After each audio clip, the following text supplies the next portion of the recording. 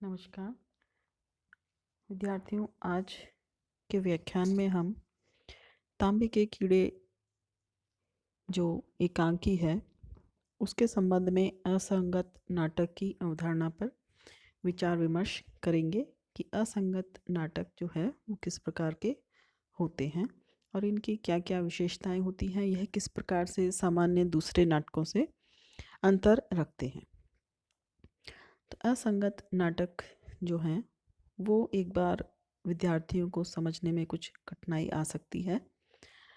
उनकी कथ्य को लेकर, उनके चरित्र को लेकर ऐसा हो सकता है कि उन्हें समझने में परेशानी हो। तो इसलिए हमें इससे पूर्व जान लेना आवश्यक है कि असंगत नाटक होते क्या हैं। बीए पार्ट सेकंड के पहले एकांकी अदृश्य व्यक्ति की आत्महत्या, जो कि विपिन अग्रवाल द्वारा लिखित है, वो भी इसी प्रकार की एकांकी थी जिसमें कि निरर्थक संवाद हैं, कथ्यों में कोई क्रमबद्धता नहीं है।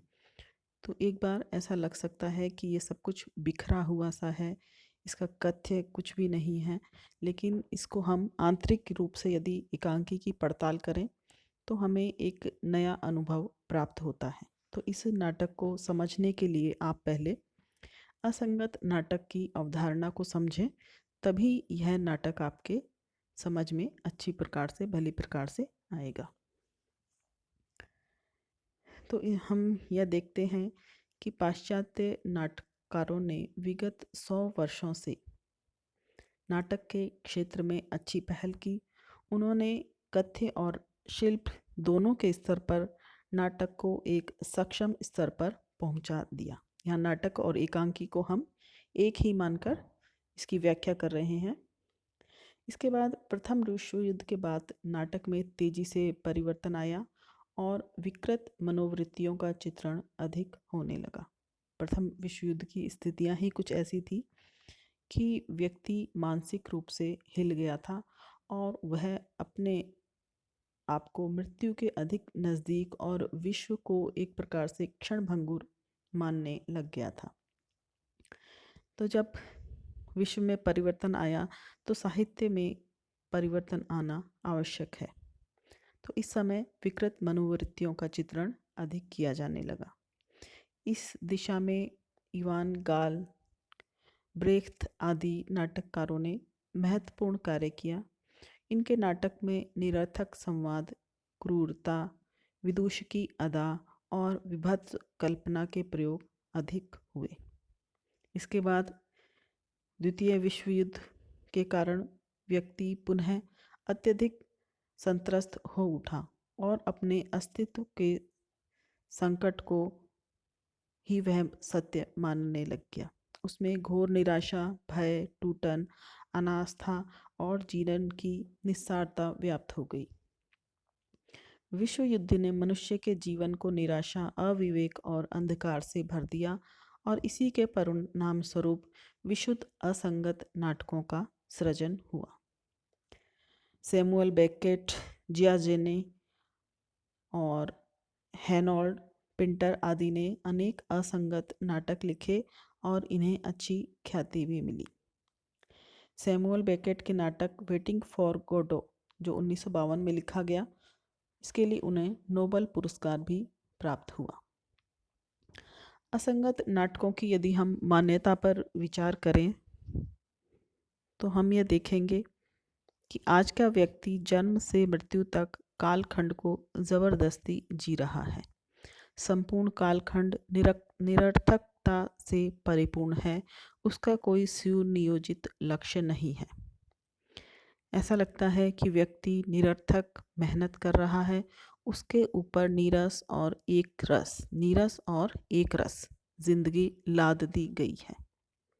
मशीनी विकास ने उसको बिल्कुल पराधीन कर दिया है, यानी वो मशीन के दिनों दिन अधिक अधीन होता जा रहा है। व्यक्ति का जीवन अनिश्चित और संकटग्रस्त है। विनाश के आतंक ने उसे निराशा और भय और कुंठा संतरान से भर दिया है। उसने नैतिकता के भी बंधन तोड़ दिए हैं। उसका जो आंतरिक यथार्थ है या सत्य है और बाह्य जीवन जो समाज में वो जी रहा है, वो दोनों अलग अलग हैं। यानी वो एक जीवन नहीं जी रहा, दो जीवन जी रहा है। उसका जो स्वरूप है वो आंतरिक रूप से अलग है और बाहर जो समाज में वो दिखावा कर रहा है वह अलग है। इन दोनों की टकराहट से ही विसंगतियां जन्म लेती हैं। व्यक्ति अकेलेपन में जी रहा है, उसके पारिवारिक संबंध अत्यधिक औपचारिक हो गए हैं और दिनों दिन होते भी जा रहे हैं। नाते रिश्ते अब केवल शब्द मात्र बनकर रह गए हैं। एक तरह से देखा जाए तो कुछ दूर के जो रिश्ते हैं वो अब नाम मात्र के ही बचे हैं। व्यक्ति अब हास्यास्पद जिंदगी जी रहा है, उसमें बेतुकापन, अनर्गलता और अनाचारिता अधिक है। तो इस तरह के विचारों का जो उदय हुआ वो निश्चित रूप से प्रथम विश्व युद्ध और उसके बाद द्वितीय विश्व युद्ध के बाद ही हुआ था। विश्व युद्ध के पश्चात विनाश और शीत युद्ध के दौर में पूंजीवादी और समाजवादी विचारधाराओं में टकराहट से विकसित पूंजीवादी देशों के मध्य वर्ग को दिग्भ्रमित कर दिया गया है। भारत में भी लगभग यही स्थिति है। वे तय नहीं कर पा रहे हैं कि मानवता के लिए कौन सा मार्ग श्रेष्ठकर है। उन्होंने इस दुविधाग्रस्त मानसिकता को बाह्य यथार्थ पर भी चस्पा कर दिया है। उन्हें अब हर चीज अर्थहीन और असंगत लगने लगी है। इसी संदर्भ में हम इन्हीं परिस्थितियों के मद्देनजर हम असंगत नाटक को समझने का प्रयास करें। तो असंगत नाटकों की कुछ मूलभूत अवधारणाएं, विशेषताएं इस प्रकार से निकल कर आती हैं। असंगत नाटक व्यक्ति के भीतरी यानी अंदर के उसके सत्य को, अंदर के यथार्थ को अधिक व्यक्त करता है। इसमें परंपरागत मूल्यों के प्रति आस्था नहीं है, जीवन की विद्रूपता और विकृतियों को ही आधार बनाया गया है। यानी जीवन का जो कुरूप पक्ष है, जो भयानक पक्ष है, उसको अभिव्यक्त किया जाता है। इसमें बेहूदे तथा अनर्गल कार्यों का चित्रण अधिक रहता है और उन कार्यों में आपस में सामंजस्य करना पाठकों और दर्शकों के लिए काफ़ी मुश्किल रहता है। असंगत नाटक प्रतीकों के माध्यम से जीवन की विसंगतियों और विडंबनाओं का चित्रण करते हैं। यानी इन पात्रों के हाथ में जो भी चीज़ें होंगी वो किसी न किसी जीवन से जुड़ी हुई वस्तु का प्रतीक के रूप में सामने आती है। इसको हम तांबे के कीड़े के रूप में भी व्याख्यायित करने का आगे हम प्रयास करेंगे कि इस नाटक में कौन कौन से प्रतीक हैं और वह किस चीज़ के प्रतीक के रूप में सामने आ रहे हैं। भय, चिंता, निराशा, सत्रांश को इसमें अधिक महत्व दिया जाता है दूसरे नाटकों की अपेक्षा। इसमें यदि हास्य का वर्णन है तो वह अतिशयोक्तिपूर्ण होता है। यानी अतिशयोक्तिपूर्ण यानी बढ़ा चढ़ाकर अभिव्यक्त किया जाना, जिससे कि पाठकों को लगता है कि ये अनावश्यक रूप से अधिक किया जा रहा है, लेकिन ये वास्तव में प्रयास प्रयास होता है और उद्देश्यपूर्ण ही होता है। असंगत नाटकों का कथ्य बड़ा सूक्ष्म होता है। इसका कथ्य कोई घटनाओं से परिपूर्ण नहीं होता है।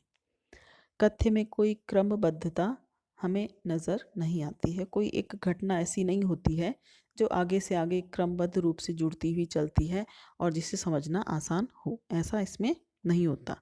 सामान्य पाठक को लग सकता है कि इसमें तो कोई कथ्य, कोई घटना कुछ है ही नहीं, लेकिन इसके अंदर भीतरी संगठन होता है जिसे समझना विद्यार्थियों के लिए आवश्यक है। असंगत नाटकों के अनुसार जीवन को विभिन्न खंडों में नहीं बांटा जा सकता, इसलिए कथ्य को प्रारंभ, अंत और मध्य के क्रम में विकसित करना गलत माना जाता है। कथ्य के प्रति कौतूहल भी इन नाटकों में दिखाई नहीं देता। कथ्य जहाँ से आरंभ होता है वहीं समाप्त हो जाता है। अन्य नाटकों से अलग इसमें कोई भी समस्याओं का समाधान नहीं दिया जाता है। कोई भी इनका एक निश्चित अंत हम मानकर नहीं चल सकते, जैसा कि हम दूसरी कहानियों और दूसरे नाटकों में देखते हैं। कोई समाधान नहीं होता है, बल्कि समाधान का तो ये नाटककार, एकांकीकार जो है वो खिल्ली उड़ाते हैं। यदि हम असंगत नाटकों के चरित्र की बात करें तो असंगत नाटक के चरित्र असामान्य होते हैं और वो अजीब अजीब सी हरकतें करते दिखाई देते हैं। लेकिन उसका कारण आप ध्यान रखिए कि वर्तमान परिवेश है जिसमें घोर निराशा, भय, टूटन, अनास्था है, जो इस असामान्य चरित्रों के माध्यम से रचनाकार, एकांकीकार अभिव्यक्त करना चाहता है। इसमें बीमार, आवारा, उबे हुए, थके हारे, उचक्के, लंपट और विक्षिप्त यानी पागल मानसिक रोगी चरित्रों को विशेष स्थान दिया जाता है। इन नाटकों में परंपरागत नायक, नायिका, खलनायक नहीं होते हैं और ना ही चरित्रों का कोई सुनियोजित विकास होता है। चरित्र समाज से बहिष्कृत या अपने आप उनसे नाता तोड़े हुए होते हैं। वे पूर्ण रूप से निराशा के शिकार होते हैं।